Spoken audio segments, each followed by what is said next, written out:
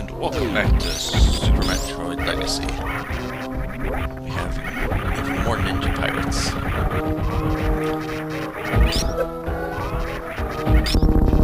Which are not very difficult to deal with.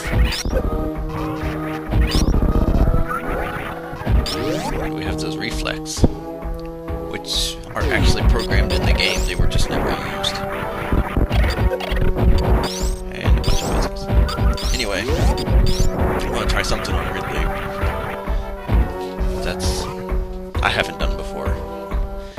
Basically, when you take enough health off Ridley, and you lay a power bomb, he'll grab you, and basically the fight will end.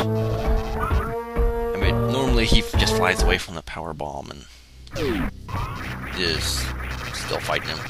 But once he gets down to low enough HP, he just flies into it and dies, so that's what we're going to end up trying to do in this fight.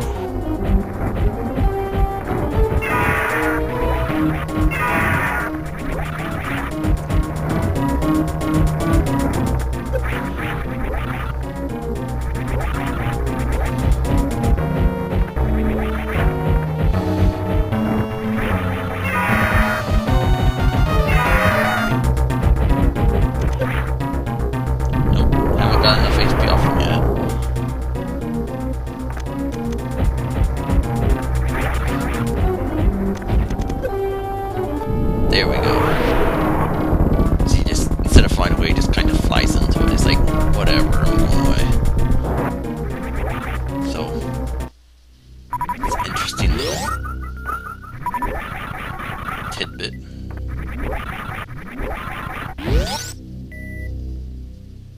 And there should be an energy tank out here.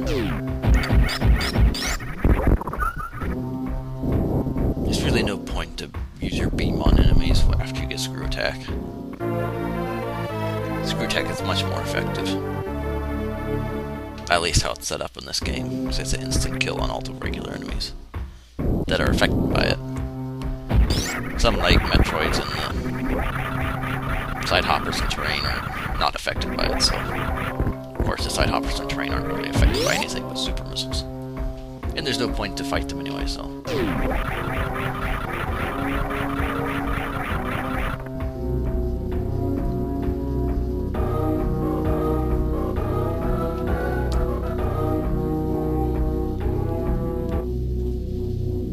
So hooray for getting back into the bubbles.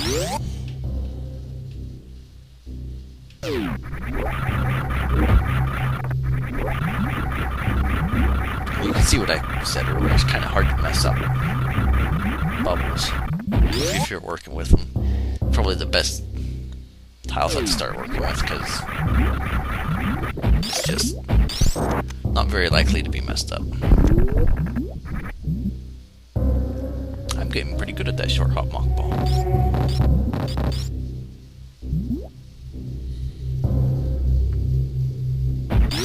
I've never tested it, but that room's kind of intrigued me. Because if it's possible to grab by those hands, which is their actual name, and they pull you underneath the bridge, is it possible for you to get back up, or are you stuck? I've not been adventurous enough to try that. It's just something that's crossed my mind.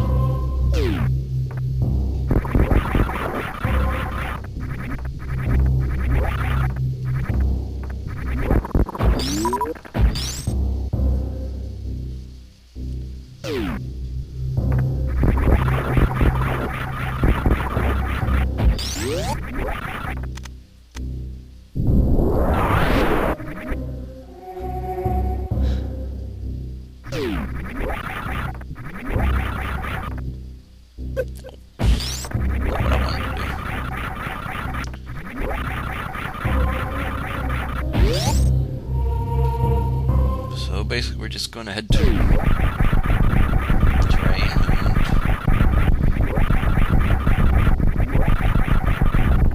and I guess really just spelled Turian or something like that, but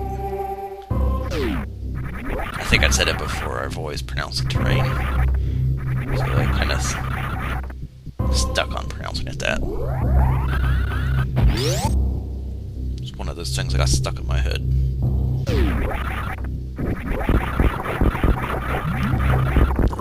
Lava's kind of interesting because it actually slows you down when you have Speed Booster equipped. If you don't have Speed Booster equipped, you can run at your normal running speed as fast as you can without Speed Booster. With Speed Booster equipped, the lava will actually take you slower than that. And I just found this out recently. If you Shine Spark in lava, your Samus literally travels. There's the door opened. Samus literally travels just like a few pixels. I mean, it is really slow.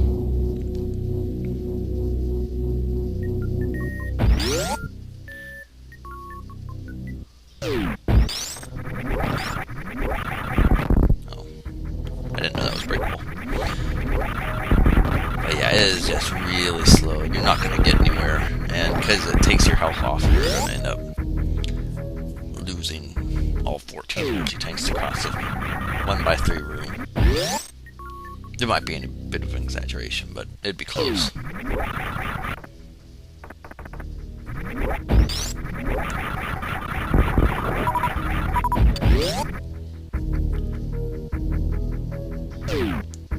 Metroid starts another theme I like a lot. There's a lot of good themes from Super Metroid. And that's another interesting thing.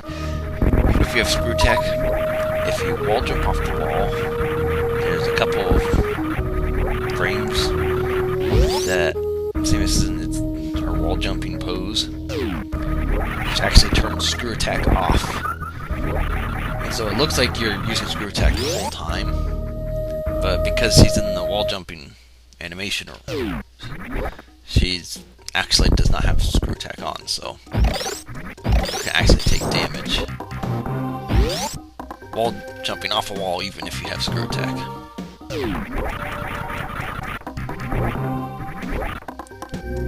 But yeah, but my earlier thoughts, Super Metroid had a lot of really good themes in it. In terms of Metroid games, it probably has the most memorable themes in it. The only thing I find is missing is Kraid's theme from the original, but yeah, that's just my opinion.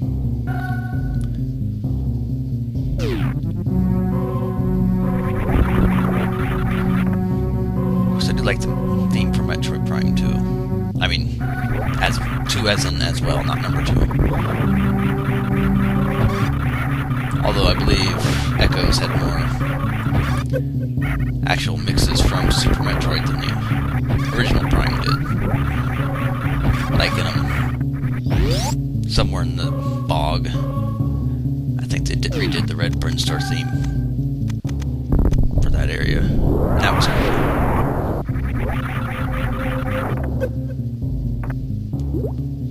I gotta get the train, you just have to go back down here.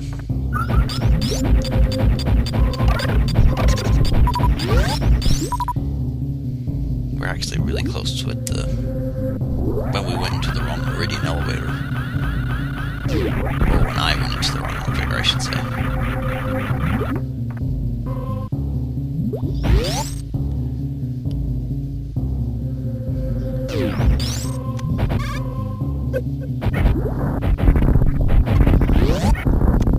So it's just down here.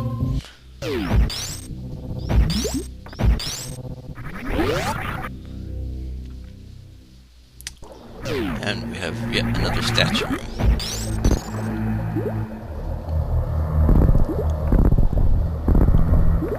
I had actually considered using this in my hack, trying to find some way to use it in kind of a different way, but one of those bosses is missing from my hack, so the statue room would not work.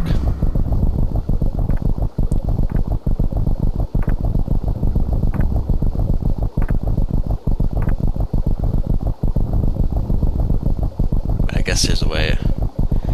There is a guide on something to making like another statue, so I could have just got rid of the one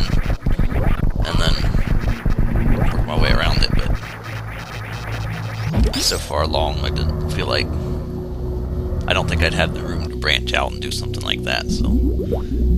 that was kind of out of the question.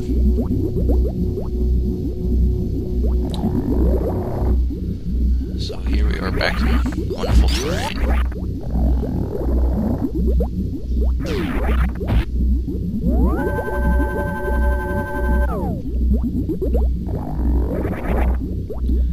None of the music in this area really impressed me. I mean, it does its job, but... and you have to speed boost through these blocks to get to the Metroids. And I'm failing at it. So yeah, just hit the Metroids up behind speed boost blocks. If you shine spark up there, they pretty much are going to latch on to you.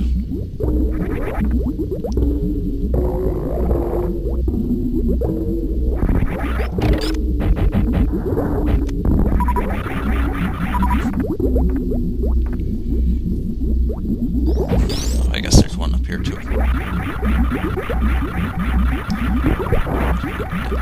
Nope. Well, that was great.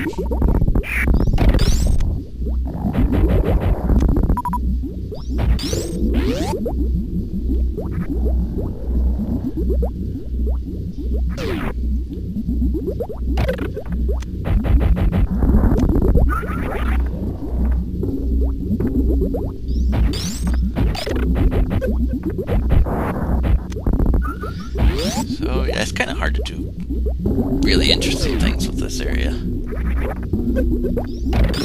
Because y'all know what's coming up, and you basically know this area is always just full of Metroids, destroy them to move on.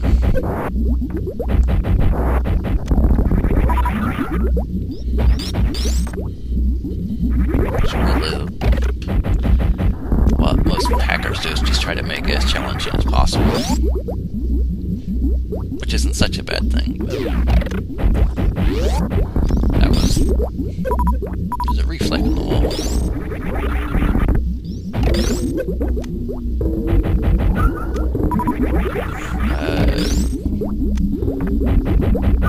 Well, with that, we'll leave it off and we'll finish it up in the next part, but that's kind of interesting.